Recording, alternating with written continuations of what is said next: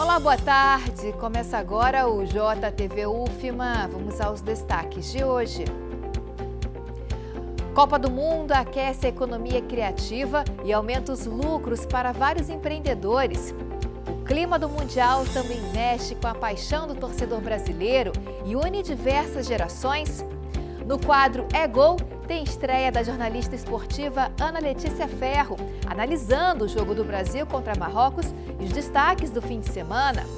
Já no quadro Fala Comunidade, vamos mostrar como o boi de Tapari transforma o bordado em um símbolo de memória, pertencimento e resistência cultural.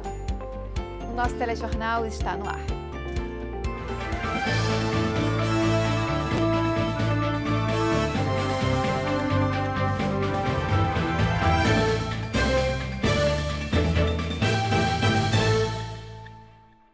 Segunda-feira, 15 de junho, vamos aos destaques de hoje com o Giro de Notícias.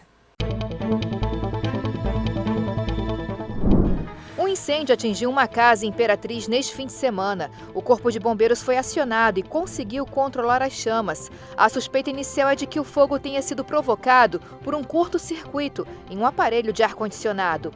Ninguém ficou ferido.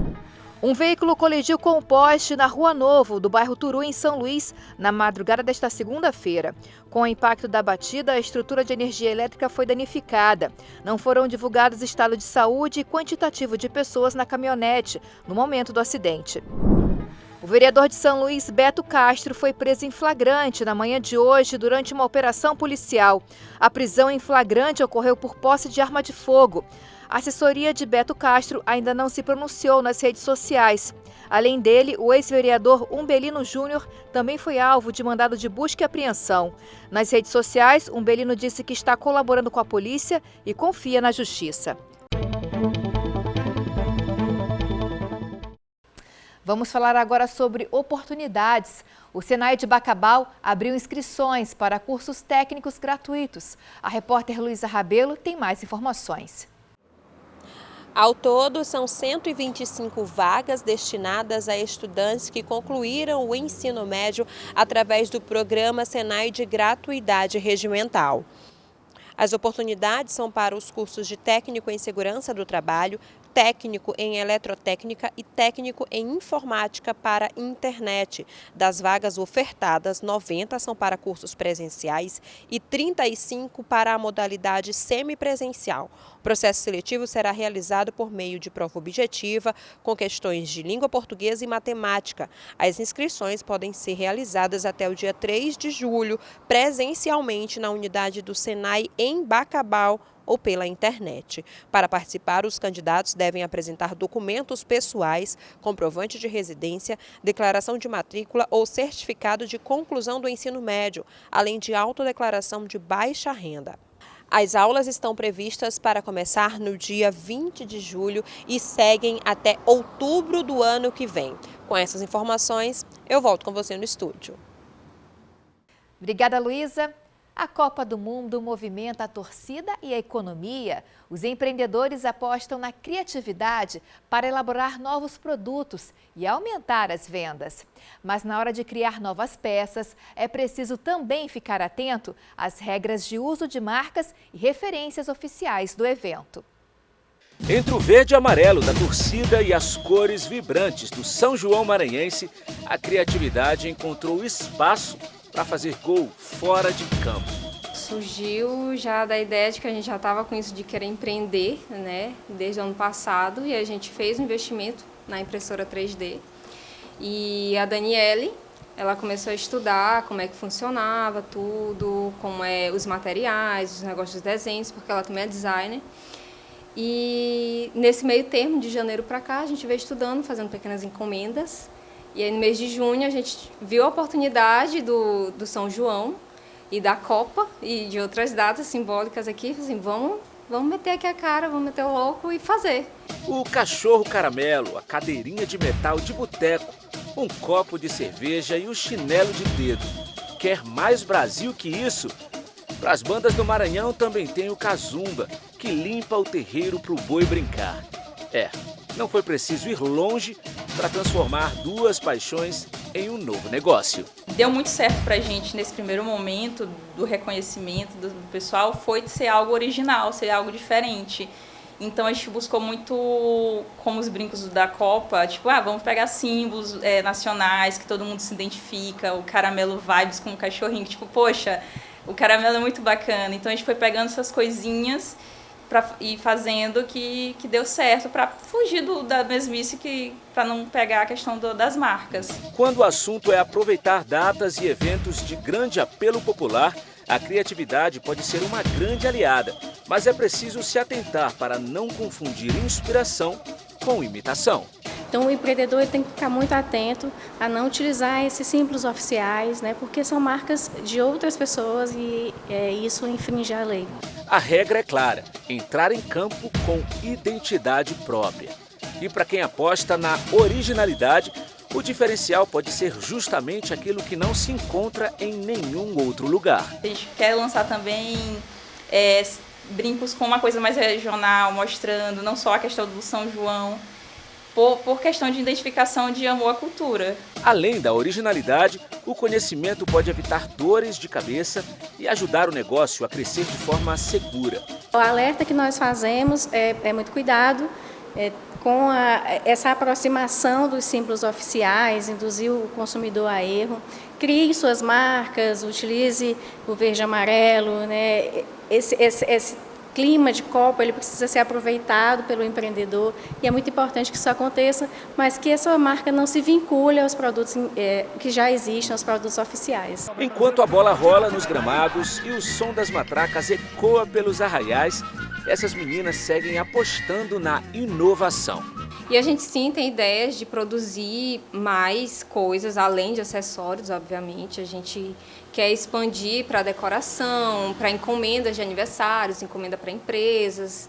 Na arquibancada ou dentro de campo, seja no palco ou fora deles, a lição é a mesma. Quem une criatividade, identidade e planejamento tem mais chances de sair ganhando. O assunto agora é o São João maranhense, que é feito de cores, ritmos e muita tradição. Por trás do brilho das indumentárias, existe um trabalho que une gerações e mantém viva a cultura popular. Hoje, no quadro Fala Comunidade, vamos mostrar como o boi de Tapari transforma o bordado em um símbolo de memória, pertencimento e resistência cultural. Vamos conferir na reportagem de Daniele França e Rodrigo Santos.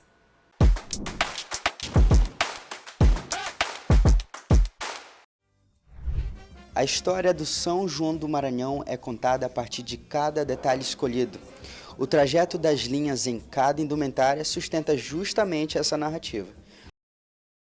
Conhecer a beleza, tradição e influência do boi de Tapari.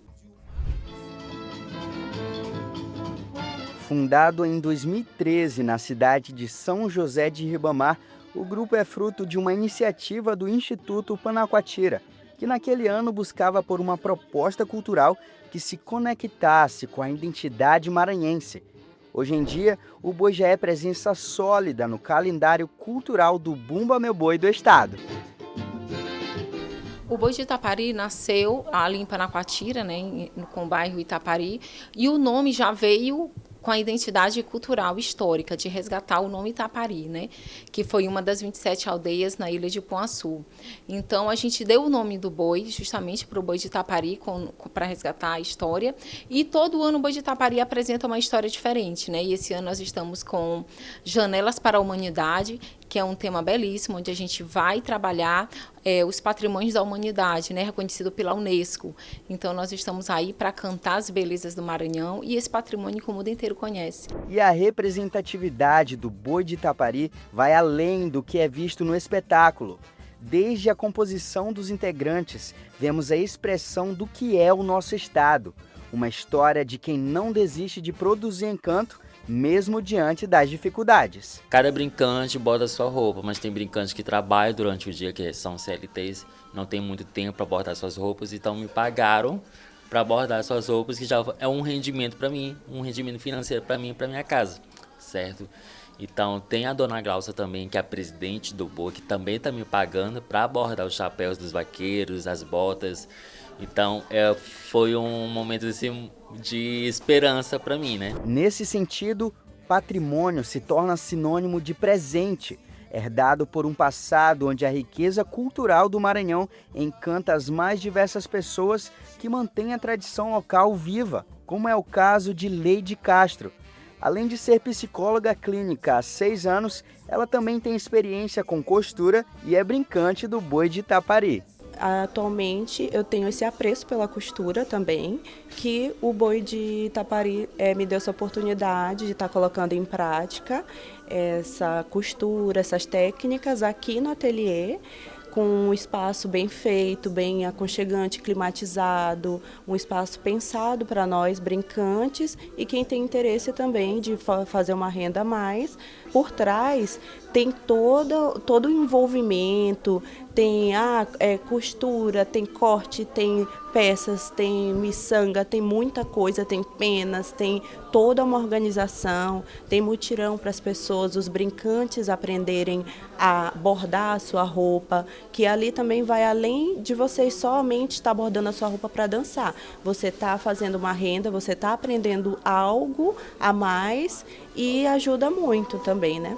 Além de movimentar a economia criativa, os bordados dão vida aos símbolos de identidade, memória e pertencimento, entrelaçados à expressão do boi de Itapari.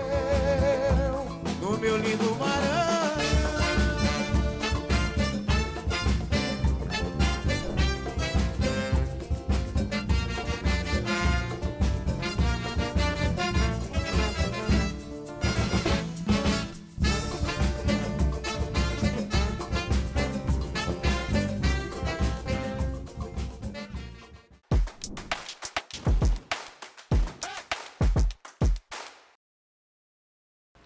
Muito sucesso ao boi de Itapari. Vamos conferir agora como foi a edição de junho do tradicional evento Café Freudiano, um evento que acontece aqui em São Luís e une psicanálise, literatura e música para debater temas contemporâneos. Com o tema Família, credo, que delícia, fonte das maiores alegrias e sofrimentos, o psicanalista William Morim conduziu um bate-papo com a psicanalista e escritora paulista Vera Iaconelli sobre os vínculos humanos. Para uma plateia lotada, Vera falou sobre casamento, os desafios da maternidade e da paternidade, realçando que cada família precisa inventar a sua própria fórmula para existir. O projeto de cada um de nós tem que ser assim, não tem nada de errado. Eu quero que meu filho seja isso, eu quero que meu filho seja aquilo, eu quero que meu filho siga a empresa da família, eu quero que seja bailarina, eu quero que seja cantora. Você tem esses projetos, você tem que ter esses projetos, mas você tem que poder abrir mão deles oportunamente em prol de que ele seja o que ele puder desejar ser. Em diálogo com o tema desta edição, a arte tomou o palco com as interpretações marcantes das atrizes Claudiana Cotrim e Lúcia Gatto. Prantos convulsos, meu Deus, salvai-o!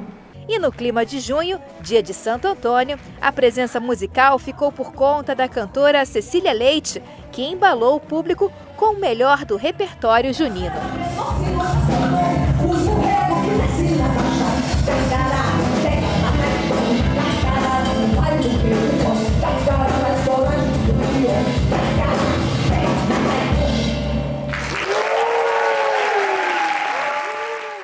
Muito bom, né? Vida longa ao Café Freudiano, que é um evento organizado pelo psicanalista e apresentador aqui da TV UFMA, William Morim. A seguir tem mais Copa do Mundo no JTV com o quadro É Gol. Hoje tem bate-papo com a jornalista esportiva Ana Letícia Ferro. Vamos para o intervalo e voltamos já já.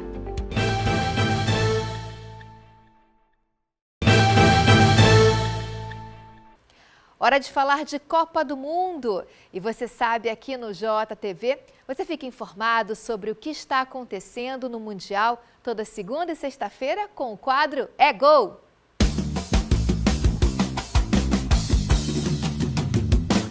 E para falar sobre os destaques da Copa nesse fim de semana, a gente recebe a jornalista Ana Letícia Ferro. Seja muito bem-vinda, Aninha. Prazer em ter você aqui no nosso telejornal. A TV UFMA, que é a sua casa também, né, Aninha? Já trabalhou aqui com a gente. Que bom ter você de volta. Muito obrigada, Aninha, por me receber. Boa tarde para você e também a todos que nos acompanham. Aninha, vamos começar então com a estreia, né, do Brasil contra Marrocos, né? A seleção empatou. Como é que você analisa essa estreia? Teve aquele nervosismo, enfim, a zaga, a defesa deixou muito a desejar. O que faltou e o que falta, né, melhorar para o próximo jogo, Aninha? Ana, eu acho que havia um nervosismo por conta da invencibilidade do Marrocos. O Marrocos contava aí já com 29 jogos sem perder, uma Copa das Nações Africanas também vencida em 2025, então vinha com mais otimismo do que a seleção brasileira, que está muito desacreditada. Mas o Brasil, como você mesmo pontuou, deixou a desejar na defesa, no ataque, em todos os aspectos. Eu acho que o Brasil realmente poderia entregar muito mais, mas estava desorganizado não só ofensivamente como defensivamente. Você mesmo comentou, a gente nos bastidores, estava uma defesa muito aberta. O Casemiro jogava muito lento, poderia ter previsto erros, que eles cometeram muitos erros.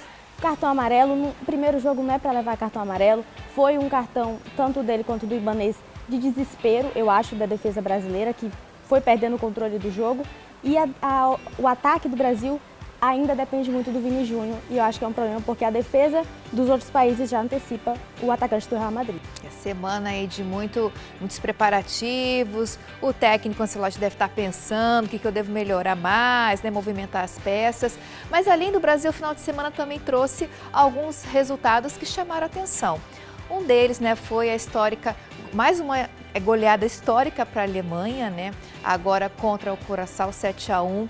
Mas esse jogo também, além dessa goleada, teve uma coisa marcante, porque o Curaçao estreando em Copa do Mundo e o gol que a equipe marcou, o técnico até se emocionou com esse gol, né? Vamos falar desse jogo e de outros também que marcaram esse fim de semana? É engraçado porque é uma derrota triste, 7-1, mas a seleção do Curaçao saiu mais animada do que, por exemplo, a seleção do Brasil que empatou. Então foi uma partida histórica, é a primeira vez de Curaçao em Copa do Mundo, é o primeiro gol, eles inclusive empataram, né? A gente vale lembrar que a Alemanha abriu o placar, mas depois Curaçao empata. Eu acho que isso também demonstra que eles não vieram fracos. E além deles tem outros 3 estreantes nessa Copa e tem essa garra, né? A gente tem que considerar, pode não ter a tradição do futebol, o nível técnico de outras seleções maiores, mas tem a empolgação de estar estreando uma Copa do Mundo. E eu acho que foi um dos jogos mais marcantes e também o empate entre Holanda e Japão. O nível técnico dos dois está muito alto. Foi uma partida muito boa de assistir para quem gosta de futebol. Foi um jogo muito bom e até agora um dos melhores da Copa. Teve uma outra seleção que te surpreendeu? Nossa, esse resultado chamou a atenção. Costa do Marfim, Aninha, que inclusive venceram, é a primeira vez que uma seleção africana vence em cima de uma seleção sul-americana. Costa do Marfim venceu por 1-0 em cima do Equador, já no final da partida, mas ainda assim é de surpreender. Estão fazendo história, é uma Copa histórica, né, até o momento, com vários resultados muito interessantes. E para mim também, um dos donos da casa, os Estados Unidos, uma goleada em cima do Paraguai, não esperava, sendo bem sincera, até porque o Paraguai é um país que pode não ter também um nível, você não coloca como favorita, mas conta com vários jogadores, inclusive aqui do Brasil, Gustavo Gomes, entre outros, que a gente já conhece o futebol deles, sabe o nível técnico deles, e os Estados Unidos ganhar de goleada 4-1 foi bem surpreendente também. Com certeza. Então vamos falar agora da agenda para essa semana. Tem estreia de seleções também favoritas, né, lá no Top 5. Sexta-feira passada a gente conversou com o Paulo Pellegrini, então a gente tem Espanha, França e Argentina que jogam nesta semana, né, Ana? Isso, a Espanha vai estrear justamente hoje, às 1 da tarde, contra o Cabo Verde, que também é uma estreante de Copa do Mundo, assim como Curaçao, Uzbequistão e Jordânia. E vale destacar, talvez seja uma partida, mesmo nível de Alemanha e Curaçao, uma seleção de nível técnico, uma seleção que já é campeã contra uma estreante, mas ainda assim vou apostar na garra de Cabo Verde para entregar um bom jogo contra a Espanha. A Inglaterra também estreia essa semana e vale lembrar também que a Inglaterra vai numa abordagem diferente. Haviam vários jogadores que participaram do ciclo de amistosos, de preparação, que ficaram de fora, como Phil Foden, Cole Palmer, que estavam na expectativa de serem convocados, não foram. Então a Inglaterra mexeu um pouco, talvez mexa também com a Croácia, que vai ser o jogo de estreia, Inglaterra e Croácia. Mexe um pouco com essa expectativa de como estava desenhando, mas ainda também vai apostar muito no Harry Kane. Acaba que o jogo da Inglaterra está se moldando para o atacante que já é histórico, né, também da seleção inglesa. E, então esse jogo também pode entregar um nível técnico muito bom, até porque a Croácia também é muito forte. Perfeito. Ana, para a gente fechar, próximo jogo do Brasil, sexta-feira, contra o Haiti. Lembrando que o jogo contra o Marrocos, a gente estava conversando nos bastidores, acho que foi o jogo mais puxado dessa chave, né? Palpite para o próximo confronto do Brasil. Olha, essa Copa do Mundo, eu estava com alguns palpites, expectativas entre grupos de amigos, a gente vai fazendo aquela brincadeira de bolão e eu sinto que alguns jogos a gente esperava uma coisa e estamos tendo muitas zebras. Para minha perspectiva, tem alguns resultados que eu esperava goleadas maiores ou empates. E assim, pelo que o Brasil entregou contra o Marrocos, eu acho que realmente vamos apostar numa vitória do Brasil. Não acredito numa goleada, mas colocaria um 2-0 porque é o máximo que o Brasil vai entregar, pelo menos comparando com o resultado do Marrocos. E também, se não colocar o Endrick no segundo tempo, eu acho que dificilmente passa de um placar, não vai passar para um placar maior se continuar apostando só no Vini Júnior. Ana Letícia Ferro, muito obrigada pela sua participação. A gente se encontra aqui na próxima, né? Mais uma vez, a gente sabe que a TV UFMA é sua casa. Volte sempre, Ana. Muito obrigada, Aninha. Até a próxima semana. Até a próxima com o quadro É Gol!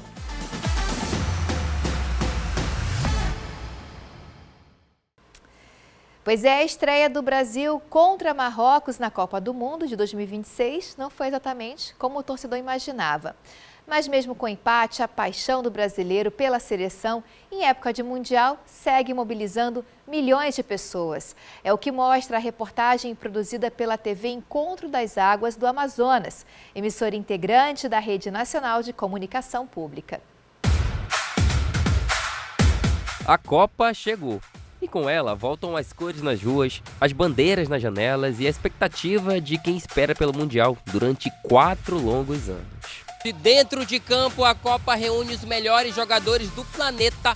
Fora dele, ela consegue algo ainda mais raro. Aproxima pessoas, culturas e histórias diferentes em prol do mesmo sentimento.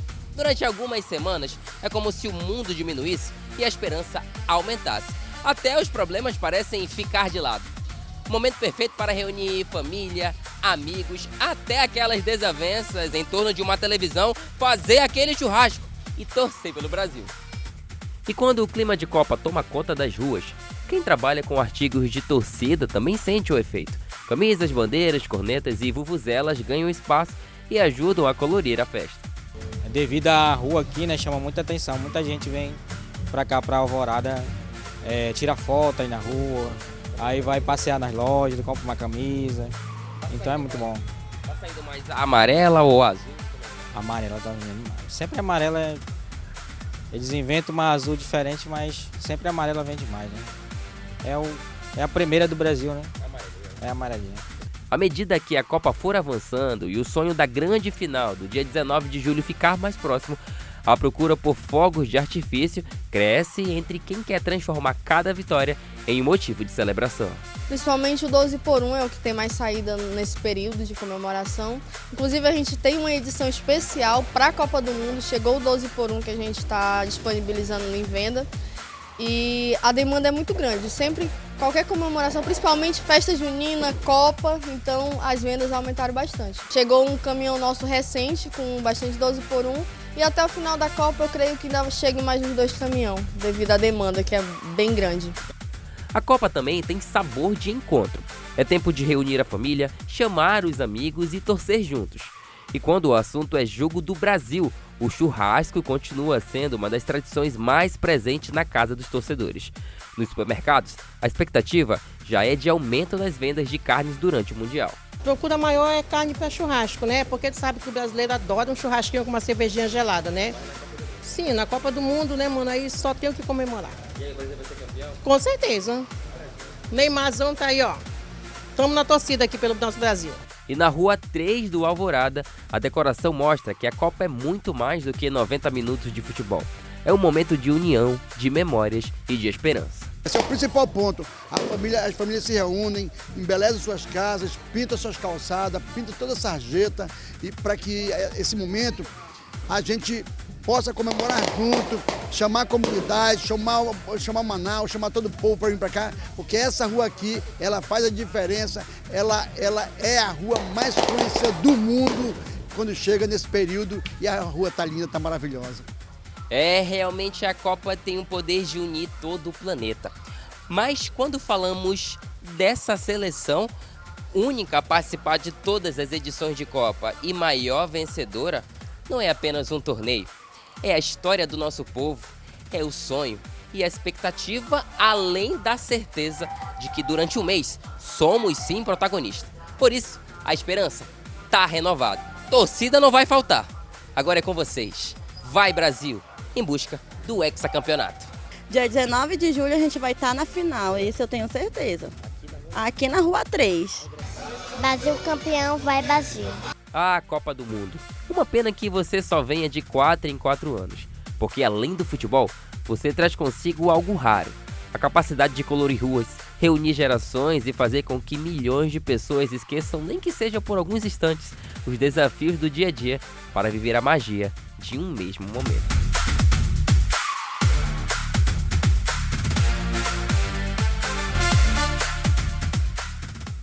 E o nosso telejornal fica por aqui, mas você pode rever nossas reportagens e entrevistas no EduPlay, YouTube e Instagram da TV UFMA. Um ótimo início de semana para você!